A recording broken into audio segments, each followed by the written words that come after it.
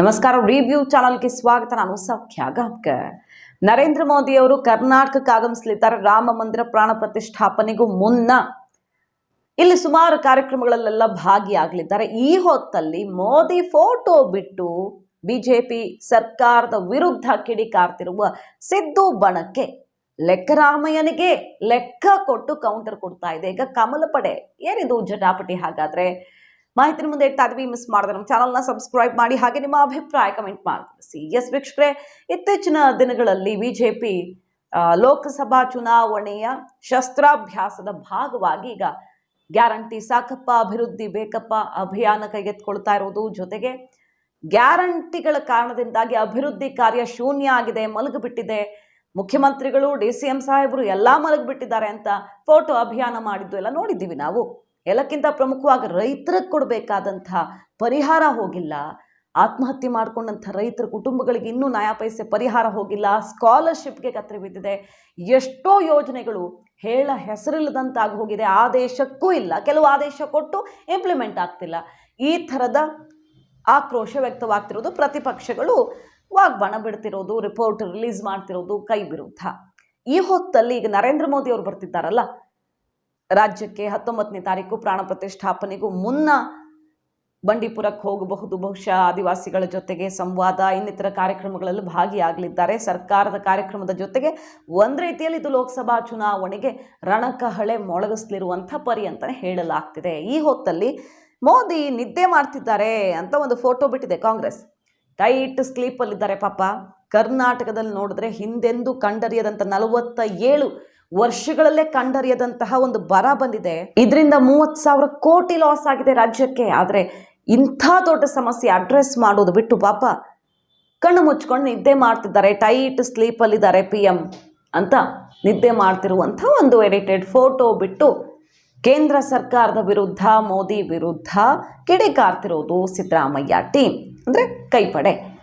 ಇದಕ್ಕೀಗ ಅಂಕಿಅಂಶಗಳ ಸಮೇತ BJP ಕೊಡ್ತಿರುವ answer ಹೇಗಿದೆ ಅದನ್ನ ನೋಡ್ತಾ ಹೋಗೋಣ. ರಾಜ್ಯ ನಾಯಕರು, ಪ್ರತಿಪಕ್ಷ ನಾಯಕ ಆರ್ ಅಶೋಕ್ ಅವರು ಕಮಲ ಪಡೆ ಈಗ ನಂಬರ್ಸ್ ತೋರಿಸ್ತಾ ಇದೆ. ಲೆಕ್ಕರಾಮಯ್ಯನಿಗೆ ಮೋದಿ ಟೀಮ್ ಕೊಡ್ತಾ ಇರುವಂತಹ ಲೆಕ್ಕ ಏನ್? ಹಾಗಾದ್ರೆ ಗ್ಯಾರಂಟಿ ಕಾರಣಗಳಿಂದಾಗಿ ಒಂದೇ ಒಂದು ಅಭಿವೃದ್ಧಿನೂ ಮಾಡಿಲ್ಲ, ಒಂದು ಅಡಿಗಲ್ಲೂ ಕೂಡ ಹಾಕಿಲ್ಲ ಸಿದ್ದರಾಮಯ್ಯನವರು. ಆದ್ರೆ ಸುಖ ಸುಮ್ಮನೆ ಕೇಂದ್ರದ ಕಡೆಗೆ, ಮೋದಿ ಕಡೆಗೆ ಬೆರಳು ತೋರಿಸೋದನ್ನ ಚಟ ಮಾಡ್ಕೊಂಡು ಬಿಟ್ಟಿದ್ದಾರೆ ಪಾಪ. ಆದ್ರೆ ಅಂಕಿ ಅಂಶಗಳು ಸತ್ಯನೇ ಹೇಳ್ತಿವೆ, ಅದನ್ನ ನಿಮ್ಮ ಮುಂದೆ ಇಡ್ತಿದೀವಿ ಅಂತ ಬಿಜೆಪಿಗರು ಚಾಟಿ ಬೀಸ್ತಾ ಇರೋದು ಕೈ ಟೀಮ್ ವಿರುದ್ಧ. ನೋಡಿ, UPA ಅವಧಿಯಲ್ಲಿ 2004ರಿಂದ 2014 10 ವರ್ಷಗಳ ಅವಧಿಯಲ್ಲಿ ತೆರಿಗೆ ಹಂಚಿಕೆ ಕರ್ನಾಟಕಕ್ಕೆ ಎಷ್ಟು ಕೋಟಿ ರೂಪಾಯಿಗಳಲ್ಲಿ? 81,795 ಕೋಟಿ.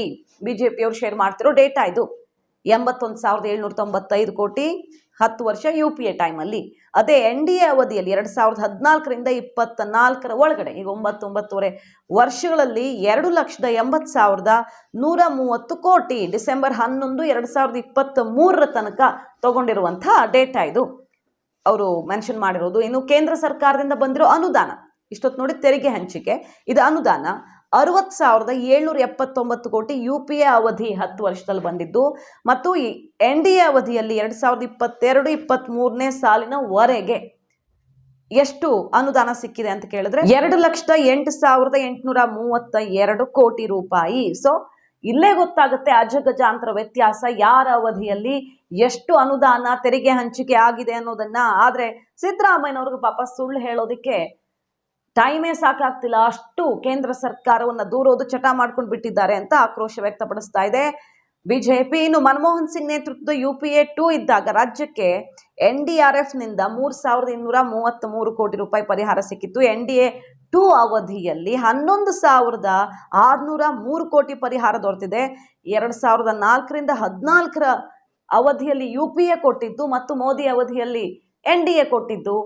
ಈ ನಂಬರ್ಸ್ಗಿಂತ ನಿಮಗೆ ಸಾಕ್ಷಿ ಬೇಕಾ ಅಂತ ಆಕ್ರೋಶ ಹೊರ ಹಾಕ್ತಿದ್ದು.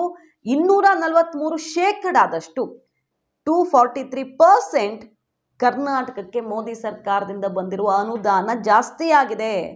ಅಂಕಿ ಅಂಶಗಳಿಗಿಂತ ನಿಮ್ಗೆ ಇನ್ನೇನು ಉತ್ತರ ಬೇಕು ಅಂತ ಕೇಳ್ತಿದ್ದಾರೆ. ಇನ್ನು ಕೇಂದ್ರ ಸರ್ಕಾರ ಕೊಟ್ಟಿಲ್ಲ, ಮಾತೆತ್ತಿದ್ರೆ ಕೇಂದ್ರ ಕೊಟ್ಟಿಲ್ಲ, ಅದಕ್ಕೆ ಕಷ್ಟ ಆಗ್ತಿದೆ ರಾಜ್ಯದಲ್ಲಿ ಅಂತಿದ್ದೀರಲ್ಲ. ನೀವು ರಿಲೀಸ್ ಮಾಡಿರುವಂತಹ 2,000 ರೂಪಾಯಿ ಇನ್ನೂ ಜನರಿಗೆ ತಲುಪಿಲ್ಲ. ನಿಜ ಹೇಳಬೇಕಂದ್ರೆ ನೀವು 3,000-4,000 ಕೋಟಿಯನ್ನು ರಿಲೀಸ್ ಮಾಡಬೇಕಿತ್ತು ಈಗಿರುವಂತಹ ಗಂಭೀರ ಬರದ ಪರಿಸ್ಥಿತಿಯಲ್ಲಿ. ಆದರೆ ನೀವು 100 ಕೋಟಿ ರಿಲೀಸ್ ಮಾಡಿ 2,000 ರೂಪಾಯಿ ಅಂತ ಅನೌನ್ಸ್ ಮಾಡಿಬಿಟ್ಟು ಅದು ಕೂಡ ತಲುಪಿಸೋದಕ್ಕಾಗ್ತಿಲ್ಲ. ಕುಂಟು ನೆಪ ಹೇಳ್ತಿದ್ದೀರಿ, ಸಿಬ್ಬಂದಿ ಇಲ್ಲ ಮತ್ತೊಂದಿಲ್ಲ ಅಂತ.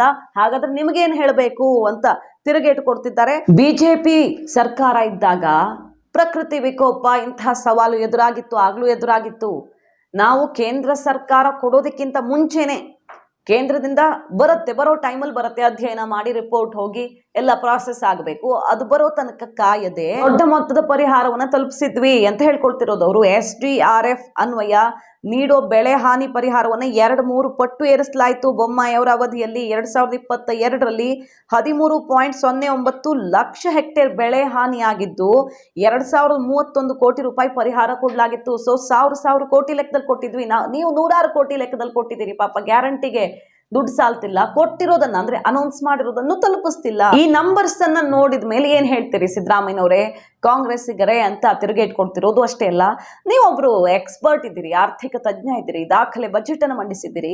ಕರ್ನಾಟಕಕ್ಕೆ ಇಷ್ಟು ದೊಡ್ಡ ಪ್ರಮಾಣದಲ್ಲಿ ನಾವು ತೆರಿಗೆ ಕಟ್ಟಿದ್ರು ಕೂಡ ಪಾಲು ಕಡಿಮೆ ಬರುತ್ತೆ ಅಂತ ಹೇಳ್ತಿರಲ್ಲ, ನಾವು ಕಟ್ಟೋದ್ರ ಆಧಾರದಲ್ಲಿ ಡಿಸ್ಟ್ರಿಬ್ಯೂಷನ್ ಆಗುತ್ತಾ ಅಥವಾ ಅವಶ್ಯಕತೆ ಆಧಾರದ ಮೇಲೆ ಆಗುತ್ತಾ ಅನ್ನೋದ್ರ ಬಗ್ಗೆ ನಿಮ್ಗೆ ಅರಿವಿಲ್ವಾ? ಗೊತ್ತಿದ್ದು ಕೂಡ ರಾಜಕೀಯಕ್ಕಾಗಿ ಜನರಿಗೆ ತಪ್ಪು ಮಾಹಿತಿ ಕೊಡೋದಕ್ಕಾಗಿ ಹೀಗೆ ಹೇಳ್ತೀರಾ ಅಂತ ಈಗ ಜಟಾಪಟಿ ಶುರುವಾಗಿದೆ ಬಿಜೆಪಿ ಮತ್ತು ಕಾಂಗ್ರೆಸ್ನ ನಡುವೆ. ನರೇಂದ್ರ ಮೋದಿ ಅವರು ರಾಜ್ಯಕ್ಕೆ ಎಂಟ್ರಿ ಕೊಡ್ತಿರೋ ಹೊತ್ತಲ್ಲಿ ಮಾಹಿತಿ ನಿಮ್ಗೆ ಇಷ್ಟ ಆಗಿದ್ರೆ ಮಿಸ್ ಮಾಡ್ತಾರೆ ನಮ್ಮ ಚಾನಲ್ನ ಸಬ್ಸ್ಕ್ರೈಬ್ ಮಾಡಿ, ಹಾಗೆ ನಿಮ್ಮ ಅಭಿಪ್ರಾಯ ಕಮೆಂಟ್ ಮಾಡಿ ತಿಳಿಸಿ.